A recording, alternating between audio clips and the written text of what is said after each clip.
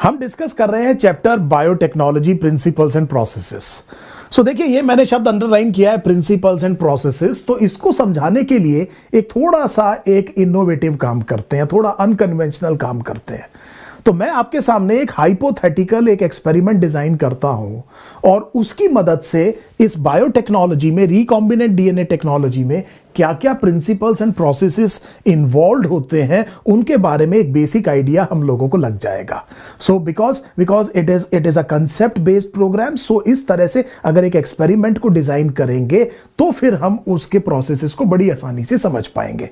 तो ये एक्सपेरिमेंट क्या है? लेट अस से कि हमें कोई ह्यूमन प्रोटीन एक हेटेरोलोगस होस्ट में बनवाना है और ये होस्ट मैंने जो सेलेक्ट किया ये एक बैक्टीरियल सेल है। तो मैं ये चाहता हूं कि मान लीजिए कोई भी ह्यूमन प्रोटीन, लेट अस से this is a protein which is x, और इसको मैं this is a human protein, और मैं ये चाह रहा हूं कि मैं इसको एक बैक्टीरियल सेल के मदद से बनाऊं, इंडस्ट्रियली इसको प्रिपेयर करूं, और उसके लिए मैं इस्तेमाल करना चाह रहा हूं बैक्टीरियल सेल को। सो ये बात तो आपको बड़े आसानी से समझ में आ गई कि इस काम के करते हुए हम जो सारे प्रिंसिपल्स एंड प्रोसेसेस हैं उनमें क्या क्या चीज इन्वॉल्व होती है उसको समझने की कोशिश करेंगे। अब देखिए, एक बड़ी सिंपल बात है, मोटे तौर पे आपको यह समझ में आ गया कि अगर ये एक ह्यूमन प्रोटीन है और protein is the expression of a particular gene. आप जानते हैं मॉलिक्यूलर जेनेटिक्स में आपने पहले ये पढ़ा है उस चैप्टर में कि जीन का एक्सप्रेशन कैसे होता है। याद कीजिए, आपने जीन को ट्रांसक्राइब किया, एक ट्रांसक्रिप्ट बना था जिसे मैसेंजर आरएनए कहते हैं, और मैसेंजर आरएनए की इंफॉर्मेशन को प्रोटीन में ट्रांसलेट किया था।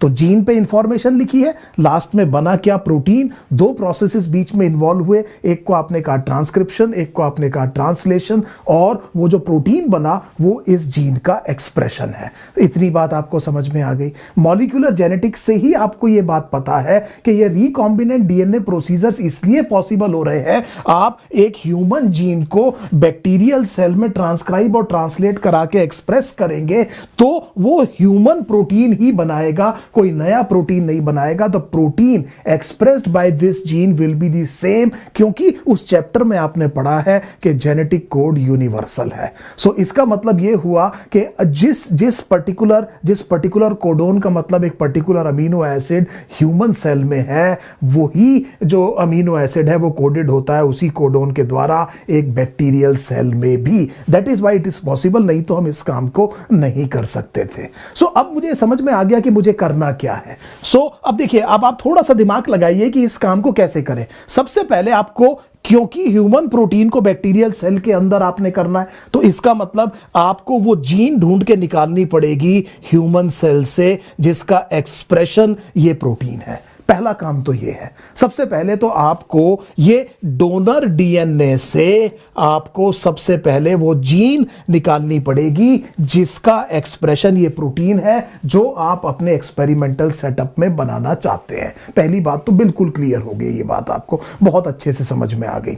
फिर आप ये करेंगे कि जब आप इस जीन को आइसोलेट कर देंगे तो आप बैक्टीरियल सेल में एक प्लास्मिड को लेंगे, क्योंकि हमें एक वेक्टर चाहिए। हम इस बारे में पहले भी डिस्कस कर चुके हैं प्रीवियस वीडियोस में। मुझे वेक्टर चाहिए जो कि इस डीएनए को कैरी करे बैक्टीरियल सेल के अंदर और ऑटोनॉमसली रेप्लिकेट करे।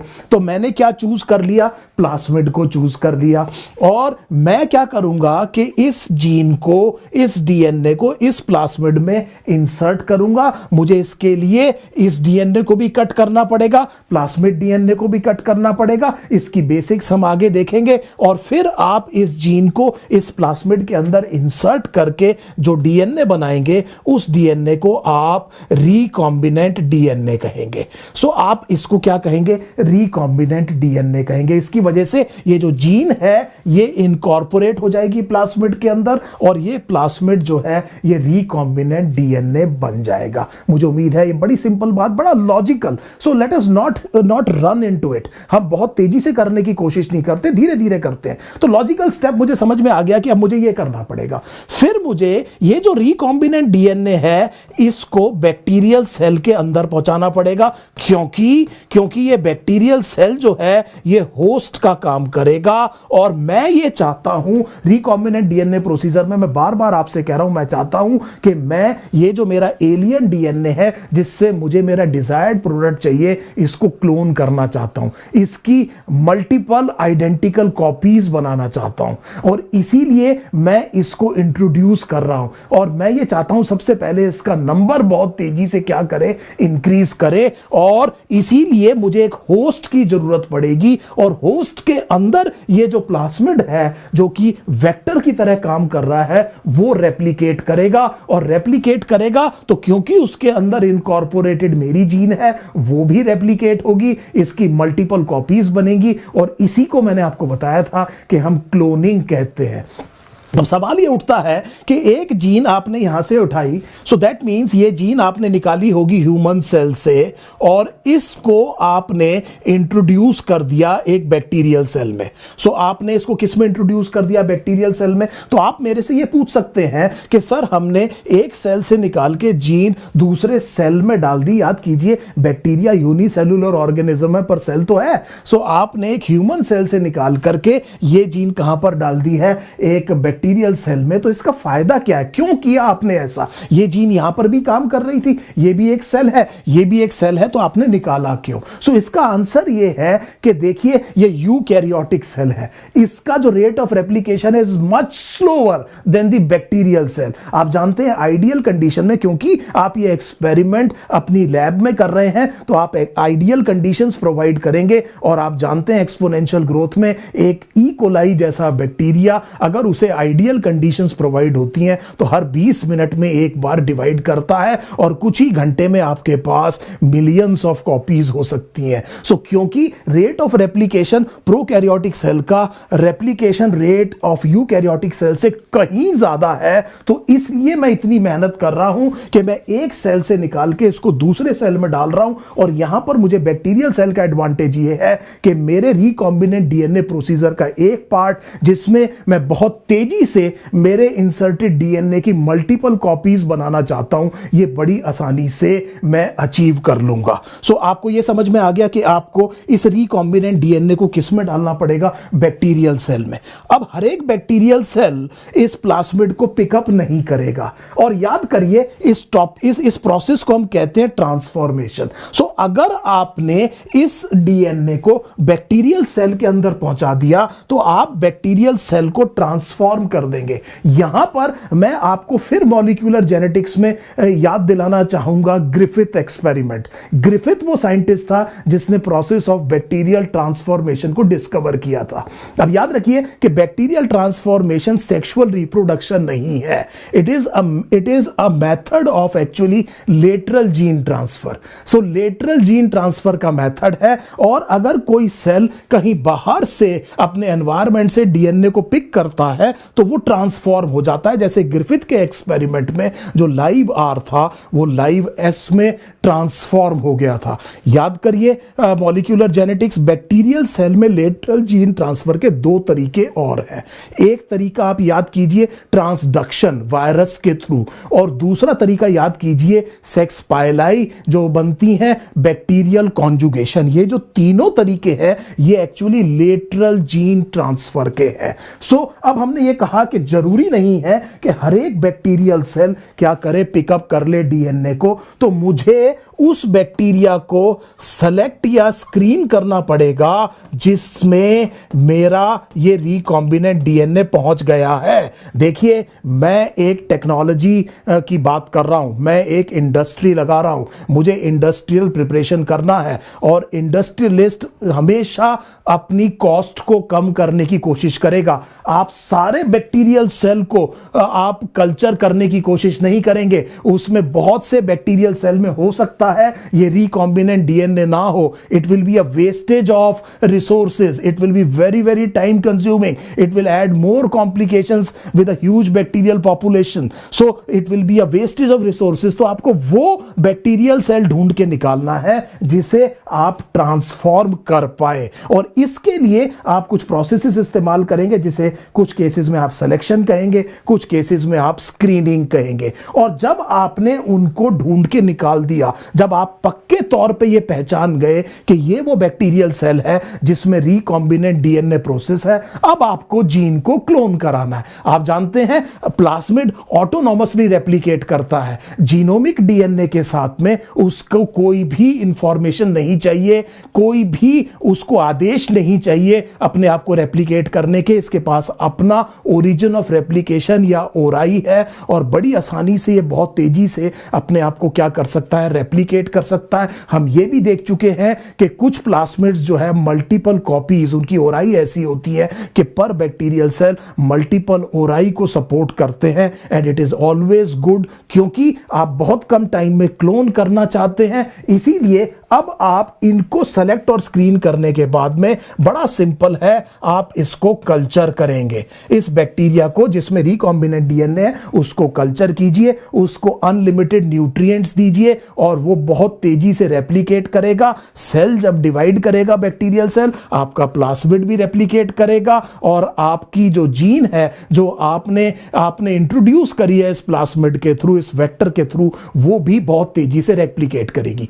अब जब आपको यह पता लग जाए कि काफी कॉपीज हो गई हैं, देखिए आप डीएनए की मल्टीपल कॉपीज नहीं बनाना चाह रहे हैं, आप बनाना क्या चाह रहे हैं, आप एक प्रोटीन बनाना चाह रहे हैं, लेकिन इस प्रोटीन की तादाद ज्यादा हो, इसलिए आपने पहले जीन्स की कॉपीज को क्या कर लिया, इंक्रीज कर लिया। इस कल्चर की मदद से आपने न्यूट्रिएंट दिया और यह बहुत तेजी से रेप्लिकेट हुआ और मल्टीपल कॉपीज हो गई। अब बिजनेस एंड की बात आई। अब मेन बात यह है कि ठीक है, आपने जीन पहुंचा दी, सब कुछ कर दिया, लेकिन अब आपको प्रोटीन बनवाना है। सो अब आप देखिए, नाउ यू विल एंश्योर, इसके बाद में जब आपको ये कन्विंस हो जाए कि मेरे पास काफी नंबर हो गया है, नंबर एडिक्वेट हो गया है, then you ensure gene expression.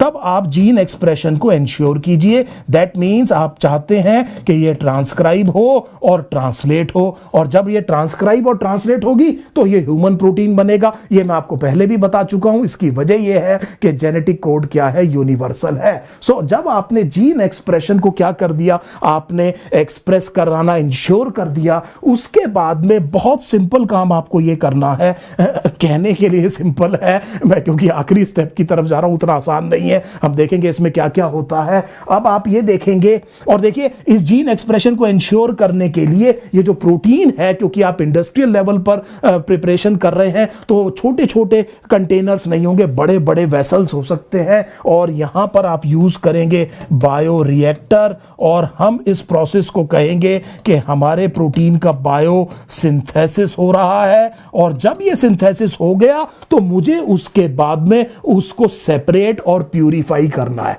देखिए इतनी सारी चीजों में से आपको अपना प्रोडक्ट ढूंढ के निकालना है। बैक्टीरिया ने इस बायो रिएक्टर के अंदर, बायो फर्मेंटर्स के अंदर अपना क्या बना दिया है, प्रोडक्ट बना दिया है। अब अल्टीमेटली जब आप इस प्रोडक्ट को बेचेंगे, उसी से तो आपको पैसे मिलने हैं। तो सबसे पहले आपने जब ये इंश्योर कर दिया कि प्रोटीन बन गया है, अब इस प्रोटीन को आपने प्यूरिफाई करना है, आपने सेपरेट करना है, आपने इसको स्टेबलाइज करना है, और कोई मॉडिफिकेशन की जरूरत है तो आपको उसको करना है ताकि ये सेलिएबल कमोडिटी में कन्वर्ट हो सके। और उन सारे प्रोसेसेस को आप डाउनस्ट्रीम प्रोसेसिंग कहेंगे। सो बायोसिंथेसिस के बाद में लास्ट में आपको डाउनस्ट्रीम प्रोसेसिंग करवानी है। I hope this is absolutely clear.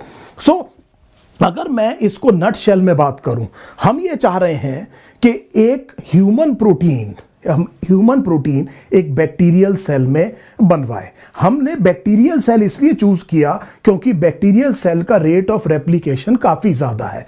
ज्यादातर प्रोसीजर्स में आप देखेंगे कि जो मॉलिक्यूलर जेनेटिसिस्ट्स हैं वो ई कोलाई बैक्टीरिया को इस्तेमाल करते हैं। इसकी बड़ी सिंपल वजह है, ई कोलाई को हमने पढ़ा बहुत ज्यादा है, बहुत सिंपल जेनेटिक्स होती है बैक्टीरियल सेल की। ई कोलाई के बारे में हमने पढ़ा बहुत ज्यादा है, and we are very comfortable working with E coli, and therefore we almost always will try to use E. coli unless and until there is any other specific use. एक बड़ी सिंपल बात का सिंपल आंसर मैंने आपको दे दिया।